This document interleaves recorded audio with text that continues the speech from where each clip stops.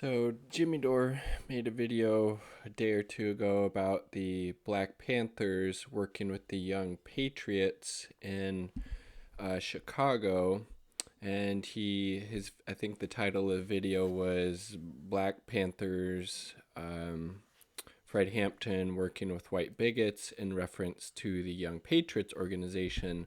But from the research that I have done on the Young Patriots organization, that would be a pretty bad mischaracterization of what the Young Patriots stood stood and did for through their actions and through their words. And yes, they did have these. Some of their members did have hats in this case that had the Confederate flag on it, and in Dore's video it does show the backdrop of I think Fred Hampton and maybe another member of the Black Panther Party, seated with some members of the Young Patriots, and there was Confederate flags in the back. But it seems like people in the Young Patriots were on the left. They were not racist. They were not bigots, as the title of this article says. Young Patriots and Panthers: of story of white anti-racism. So it kind of seems like what the Young Patriots did was use this Confederate symbol as a marketing tool to try to recruit more people into their organization, which was inherently anti-racist. So it doesn't really seem like Jimmy Dore did a very deep dive on what the relationship between the Black Panther Party and the Young Patriots, and he seemed to be quite misinformed about what the Young Patriots actually stood for. They were not bigots. They did not preach white supremacy or anything like that. So we'll dig in, and we'll even watch a little clip of a member of the Black Panther Party doing some organizing work at a Young Patriots meeting, which is pretty interesting. Fred Hampton had proved to be a prolific organizer in the South Side of Chicago. His skills were not just relegated to the black community, however, and this is very interesting. This was the original Rainbow Coalition. Through a long and arduous process, he had succeeded building a rainbow coalition of working class blacks, Latinos, and whites. Black Panther Bobby Lee recalls his work with the white members of the Young Patriots. Quote, "First of all, Patriots leader William Preacherman Fesperman was one of the best human beings I've ever met. He was originally from North Carolina before he moved to Chicago. However, many of the Panthers left the group when we built alliances. Some didn't like the Patriots, some didn't like white people in general. They were heavy into nationalism. To tell the truth, it was a necessary purging that took themselves out of the org. The Rainbow Coalition was just a code word for class struggle. Preacherman would have stopped a bullet for me and nearly tried. Doesn't seem like a bigot or a white supremacist to me, but that's how Jimmy Dore was characterizing this relationship between the Black Panther Party and the Young Patriots organization. And nearly tried. Once I was at a meeting in Uptown, this is Chicago, and I decided to leave by myself. I immediately determined that the police were following me. I made the mistake of leaving alone. The cop called out, 'You know what to do,' and I put my hands up against the wall. Preacherman came outside and saw what was going on, and in the cold of winter brought the men, women, and children outside.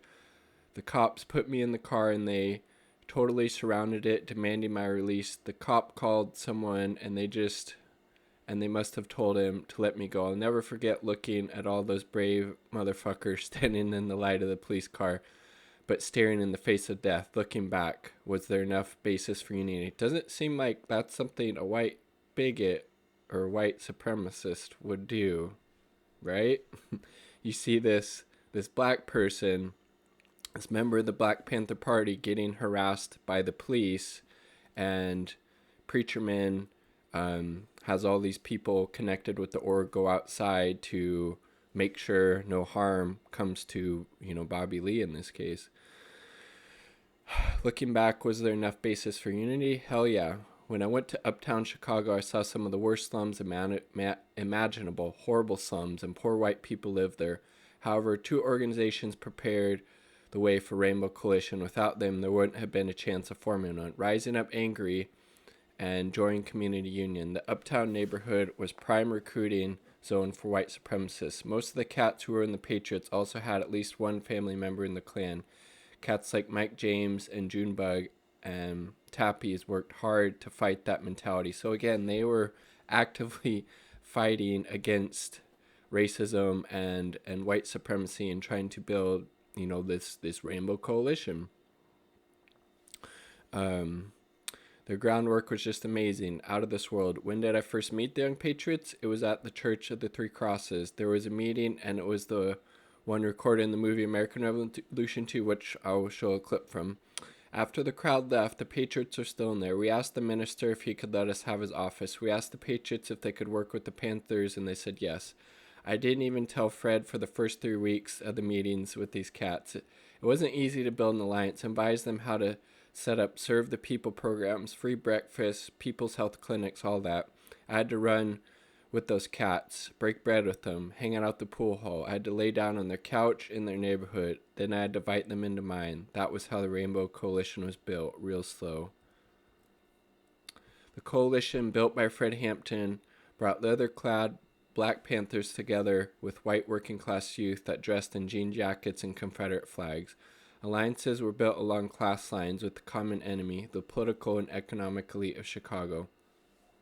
The modern-day Patriot movement should be learning from the Young Patriot Party of the 1960s. Only by building a cross-racial alliance of working class and poor people can we effect any real change. While the Young Patriots Party fought against the efforts of the Klan, so again, fighting against bigotry, racism, white supremacy, and white supremacists to attack blacks and Latinos struggling for self-determination, the modern Patriot movement has allied with these racists and neo-fascists. And that's the reason Fred had to be murdered. The threat of a multiracial movement of working class brown, black, and white people was an actual threat to political and economic hegemony. There's a problem, probably a reason why the state isn't murdering leaders of the new Patriot movement. In the end, that movement is not a real threat to the state, indeed. On the contrary, the movement merely acts to reinforce the state powers and control. And so let's take a quick look. This is, again, an excerpt from the documentary, I should say, American Revolution. And this was Bobby Lee speaking, who we saw that, that's that quote I read. And this is a meeting of the Young Patriots. People that want to take over and have a government for themselves, that they'll be treated right. That's what it's all about. I want to introduce a man that come over tonight from another part of town, but he's fighting for some of the same causes we're fighting for, and starts the meeting off. So I'm going to introduce you to Bob Lee here and let him rap a little while. Bob. I'm a Black Panther. I'm a section leader of the Black Panther. This is Parson.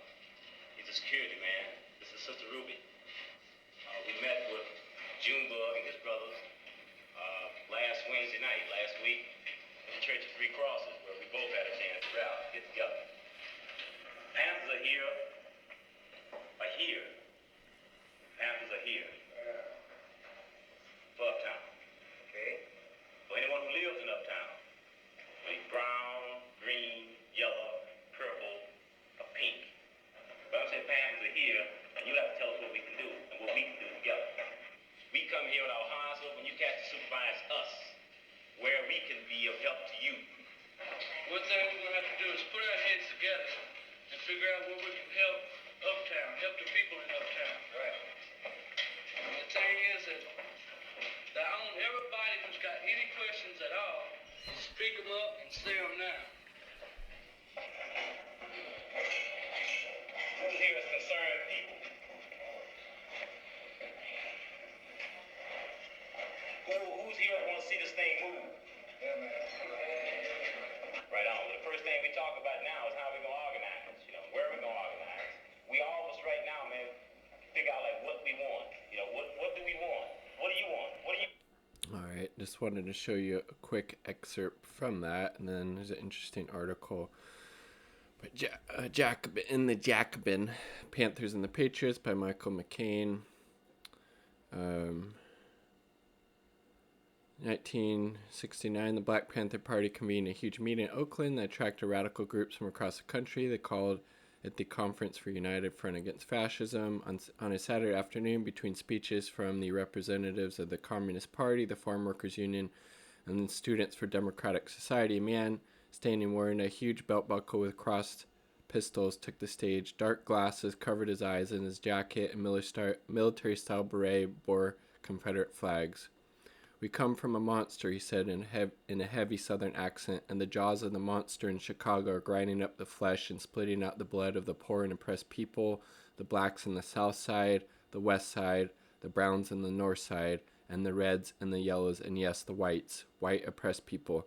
Doesn't sound like a bigot to me. The speaker's name was William Preacherman Fesperman, and he belonged to the Young Patriots organization, a radical group formed by young men on Chicago's poverty-stricken north side.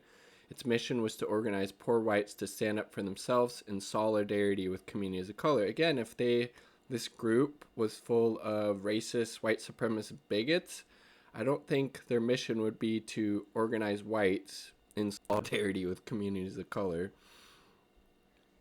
While the organization survived only a few years, it embodied a radical notion that disenfranchised whites could throw off the shackles of racism and struggle alongside black and brown people to create a new society. Again, the original Rainbow Coalition. Hillbilly Harlem. The Young Patriots sprouted from the neighborhood of Uptown. Again, we saw them talk about that in that excerpt. A dense slum filled with poor whites that had migrated from rural South after World War II. Most were fleeing Appalachia's dying coal industry, and they brought their culture with them. Confederate flags hung in the bars, country music spilled out of the pool halls. By the mid-60s, local newspapers were referring to Uptown as Hillbilly Harlem and portraying it as a den of crime and depravity. Hy Thurman was typical of the young men who lived in the impoverished neighborhood. He grew up in Dayton, Tennessee. His entire family had worked as farm laborers, scraping together a living by picking beans, corn, and strawberries. Poverty stalked his young life. "My mother and elder sister had the same size foot," he recalled in an interview, "but they had only one decent pair of shoes. My sister would go to school in them, and she'd come home, and my mother would use them to go into town." His older brother, Rex, left for Chicago around the time Hy dropped out of 9th grade. In 1967, Hy followed his brother north. "We thought of Chicago as kind of the promised land," he said. "It was there you could get a new start, but I found out really quickly that wasn't true. When he could find work, he took short-term jobs as a day laborer. When he couldn't, he sold his blood to survive." Wow. By the time Hy arrived in Uptown, his brother had joined a street gang called the Goodfellas, which had recently developed ties with the community org for jobs or income now. Joined an SDS initiative. And then it got attacked by the police. Before long, Thurman, his brother, and other patriots were haunting uptown bars and pool halls, recruiting gang members and spreading their doctrine of radical hillbilly self-determination, a mix of Hank Williams and Franz Fanon. That's awesome. Original Rainbow Coalition. The fall of '68, Methodist Church invited the Young Patriots to give a presentation about their work alongside Bob Lee of the Illinois Black Panther Party. The audience, mostly white, liberal, middle class, treated the Panthers with curiosity but expressed open hostility toward the Patriots. Lee had never seen anything like it. White people attacking poor whites. He rose to the Patriots' defense. Afterwards, he suggested the two groups collaborate. It was an ambitious undertaking. Then as in now, Chicago was sharply segregated along racial and ethnic lines. Lee spent 3 weeks in Uptown getting to know the Patriots and their neighbors before mentioning the idea of an alliance to Fred Hampton, the chairman of the Illinois Panthers. But Hampton was enthusiastic upon hearing Lee's proposal and dubbed the fledgling alliance the Rainbow Coalition. He even accepted the Patriots' use of the Confederate flag. According to Thurman, Hampton said, "If we can use that to organize, if we can use it to turn people, then we need to do it." So again, the group's use of that, the Young Patriots' use of the Confederate flag, again, seemed to be an organizing and recruitment tool because they were anti-racist, they weren't white supremacists, they weren't bigots, as Jimmy Dore characterized them as being. It also included the Young Lords, a radical Puerto Rican group. Young Patriots expanded. Yeah, and then the Daily administration knew a threat when it saw one. It quickly moved to repress the budding coalition. Chicago PD shut down the Patriots' free breakfast program and then pressured their landlords to close the health clinic. Jesus. And then, yeah, the assassination of Fred Hampton. And then, yeah, pretty interesting. I hadn't heard of the Young Patriots before, I guess before Jimmy Dore made that video about them, but I definitely wouldn't characterize them as a bigoted group as he did. And it seems from all of the things I came across, they used the Confederate flag as a recruiting tool to organize, and something that, you know, Fred Hampton was on board for, as we saw in this article. And again, they didn't support bigotry or white supremacy. They were an anti-racist group wanting to build solidarity across racial and ethnic lines, and definitely seem to be, also anti-capitalist as well. So those are my thoughts. Leave yours down below. Like the video if you like the damn video. Subscribe for more content. Peace. Much love.